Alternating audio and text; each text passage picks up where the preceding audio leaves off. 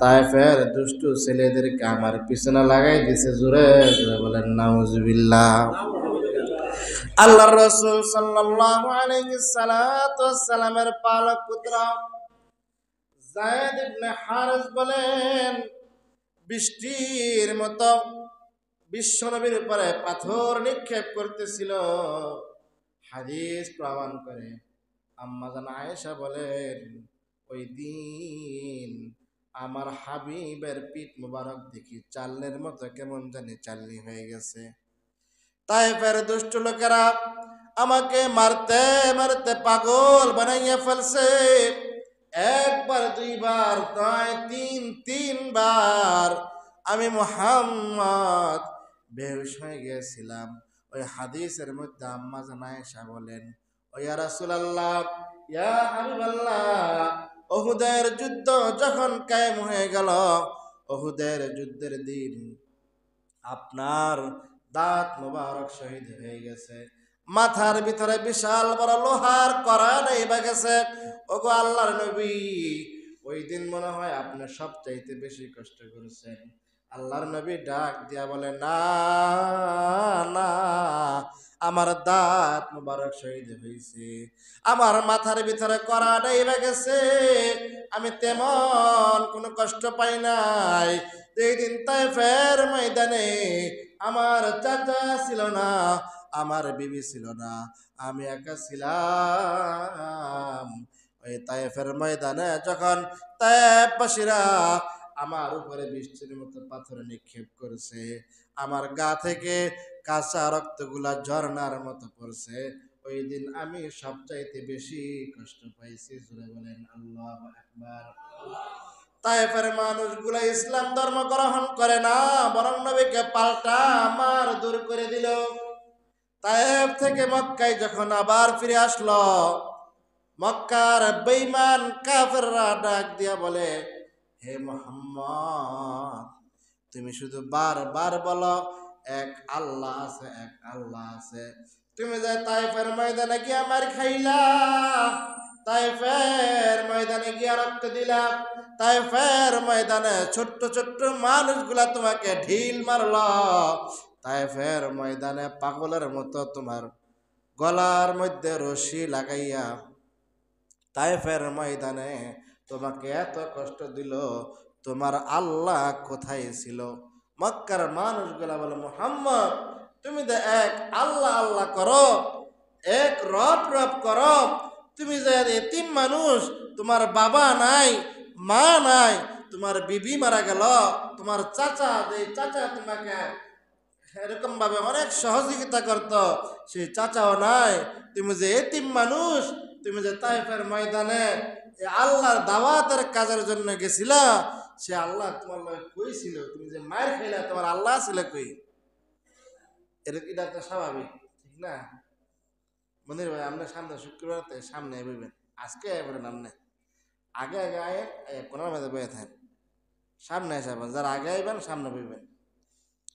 এটা তো স্বাভাবিক যুক্তিতেই ধরে।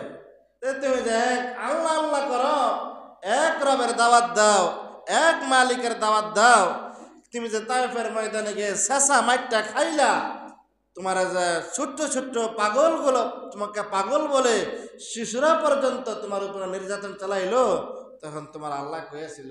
এটা স্বাভাবিক প্রশ্ন, ঠিক না?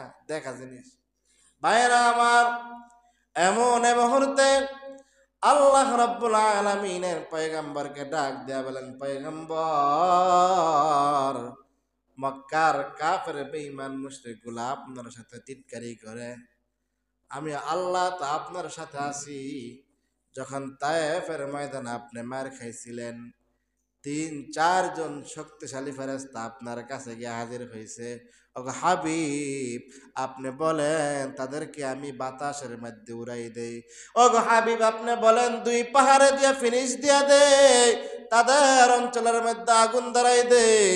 আল্লাহর পয়গম্বর বলে, না না, আমি হলাম রহমাতাল লিল আলামিন, তাদেরকে ধ্বংস করা যাবে না।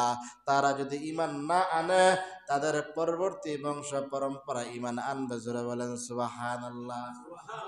ও আল্লাহর নবী,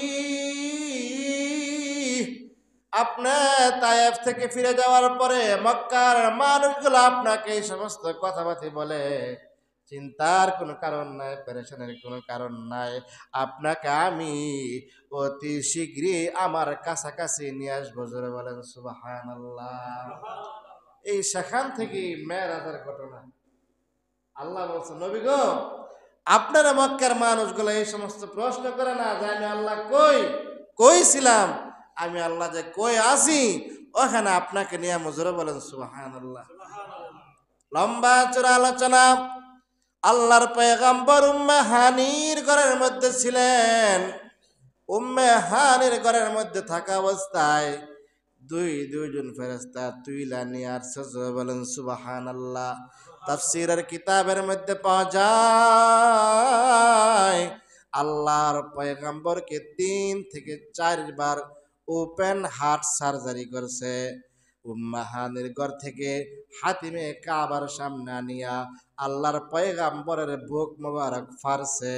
অর্থাৎ আল্লাহর পয়গম্বরের এরকম বুকটা ফারিয়া ভিতরের পেটের যত অংশ আছে সবগুলা একটা স্বর্ণের থালার মধ্যে রাখছে। জোরে বলেন সুবহানাল্লাহ। এই যে এখন ওপেন হার্ট সার্জারি করে না, ওপেন অপারেশন করে, এটা ওখান থেকেই আসছে। হ্যাঁ, ওপেন হার্ট সার্জারি কইরা কলজা গুরজা ফ্র্যাকচার যা আছে সবগুলা একটা স্বর্ণের থালের মধ্যে রাখছে। রাসূলুল্লাহর ঈমানটা আরেক থালের মধ্যে রাখছে, হিকমত আরেক থালের মধ্যে রাখছে। সব কিছুকে জমজমের পানি দিয়া দুইয়া মুইসা আবার এখানে সিলাই করে দিয়েছে। জোরে বলেন সুবহানাল্লাহ। রাসূলুল্লাহর একজন সাহাবী 10 বছরের খাদেম ছিল।